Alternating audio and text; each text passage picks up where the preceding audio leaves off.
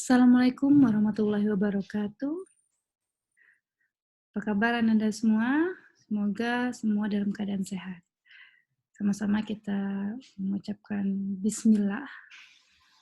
Bismillahirrahmanirrahim. Semoga perkuliahan di pertemuan kedua ini dipahami dengan baik oleh anak-anakku semua. Kita tahu dari pertemuan pertama kemarin kita telah membahas RPS bahwa di pertemuan kedua sampai pertemuan ketujuh itu bicara tentang penelitian kuantitatif. Pada pertemuan kedua ini, kita membahas tentang proses penelitian kuantitatif yang sudah Ibu jelaskan sebelumnya, tentang masalah dan variabel.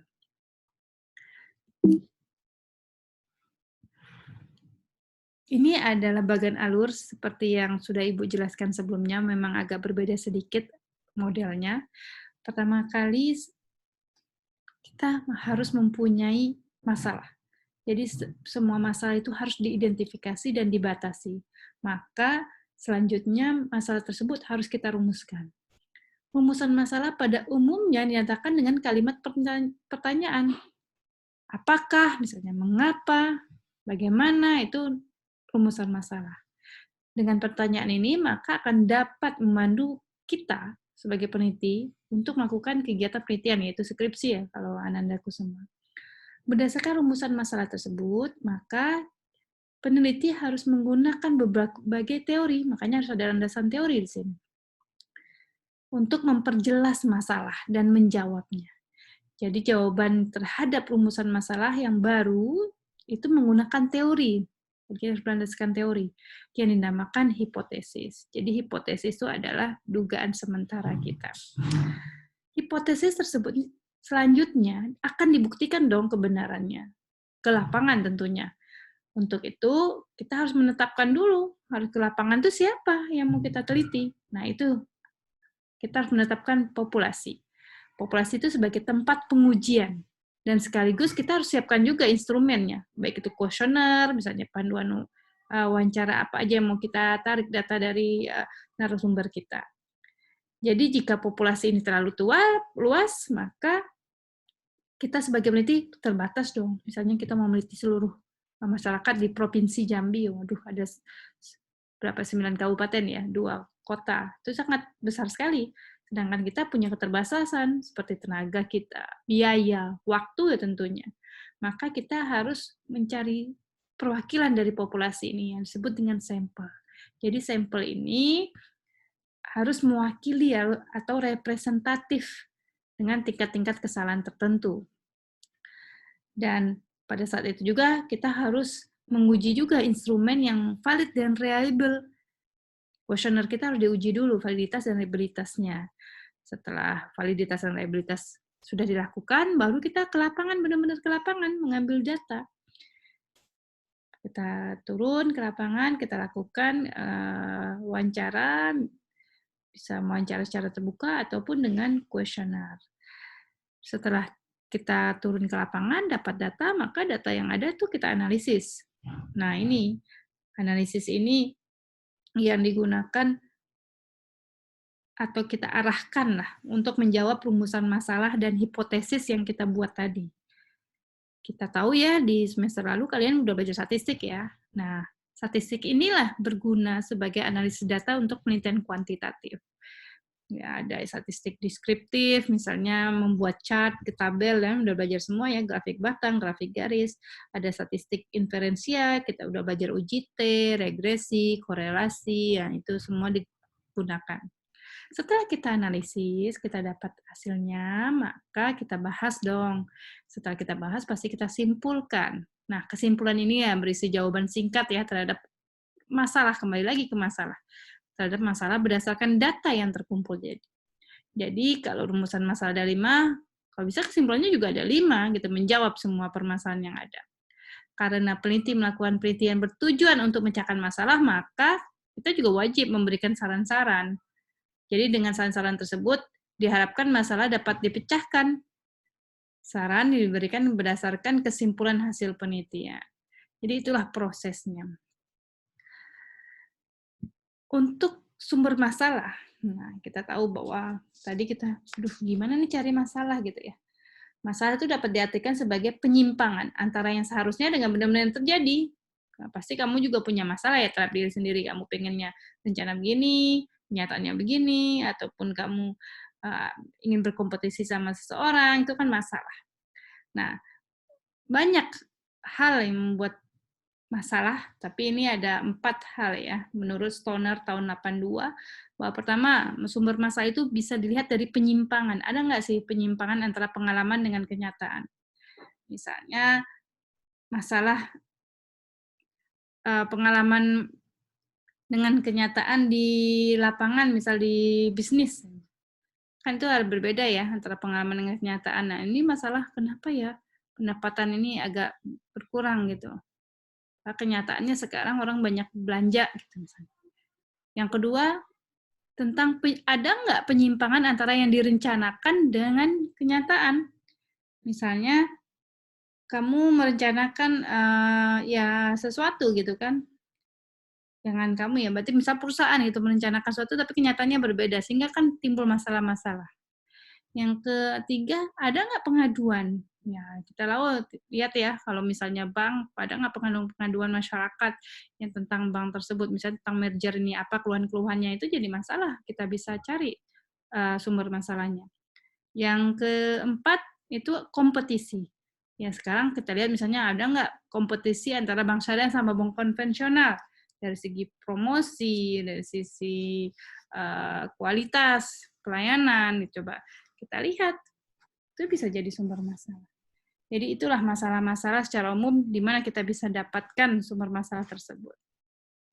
Selanjutnya dari sisi bentuk rumusan masalah penelitian, itu bentuknya, nanti kita udah tahu masalahnya, itu sekarang kita bentuk dalam rumusan masalah penelitian di skripsi kalian, itu ada 4 bentuk.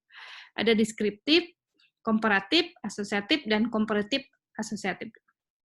Yang pertama deskriptif. Namanya deskriptif, itu artinya secara umum ya, secara gambaran, secara umum. Di sini suatu rumusan masalah yang berkenaan dengan pertanyaan terhadap keberadaan variabel itu sendiri, jadi hanya itu sendiri. Jadi dalam penelitian, peneliti itu tidak membuat perbandingan pada sampel lain, cuma itu aja yang kita teliti.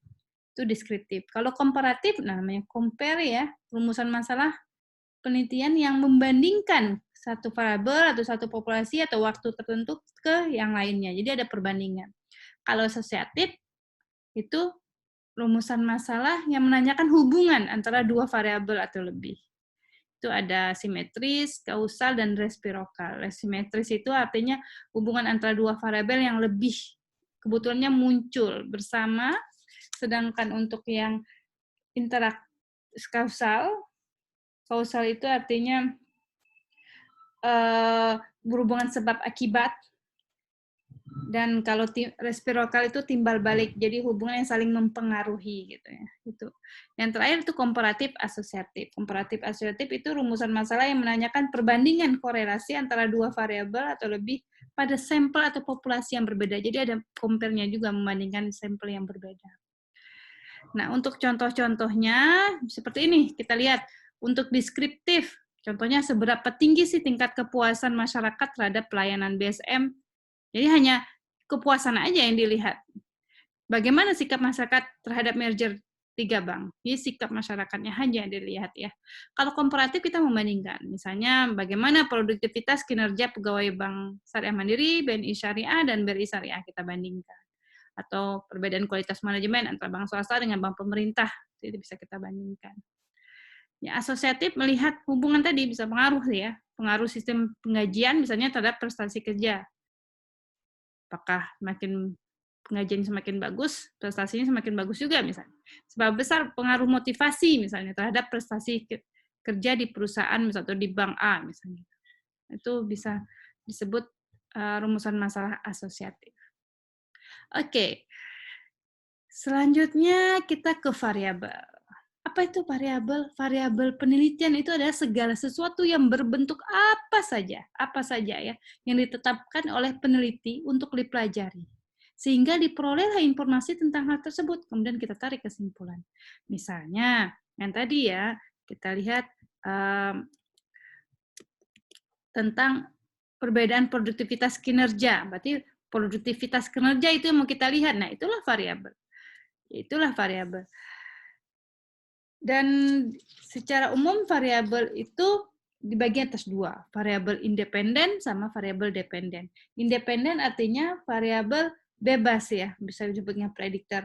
Itu yang mempengaruhi, ingat mempengaruhi, atau yang menjadi sebab perubahan atau timbulnya variabel dependen. Kalau dependen itu variabel yang dipengaruhi atau menjadi akibat. Misalnya kamu kuliah di UIN, apa sebabnya? Berarti minat saya aku kuliah di UIN adalah variabel dependen, independennya itu tadi karena dekat sama rumah, misalnya karena biayanya murah atau karena uh, permintaan orang tua gitu. Itu mudahnya ya. Nah, untuk contohnya kita lihat di sini, misalnya pengaruh sistem penggajian tadi terhadap prestasi kerja. Jadi sistem penggajian mempengaruhi kan prestasi kerja, sehingga sistem penggajian disebut variabel independen, prestasi kerja variabel dependen. Atau pengaruh motivasi. Nah, motivasi ini mempengaruhi nggak prestasi kerja? Berarti motivasi itu variabel independennya, prestasi kerja itu variabel dependen. Atau terakhir, contoh terakhir, pengaruh kinerja keuangan terhadap harga saham. Berarti kinerja keuangan mempengaruhi harga saham. Kinerja keuangan independen dan harga sahamnya dependen. Itu sih secara umum tentang variabel. Nah, jadi dalam rumusan masalah langsung tahu kalian ini apa nih variabel dependennya, ada apa nih variabel independennya. Sehingga nanti ke depannya bisa ditentukan nih analisis apa yang bisa digunakan. Nah, mungkin itu saja untuk hari ini.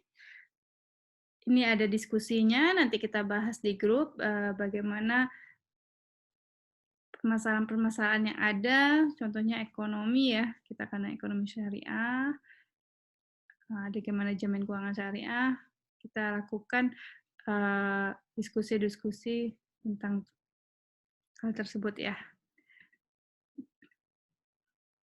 Baik, terima kasih atas waktunya. Semoga semuanya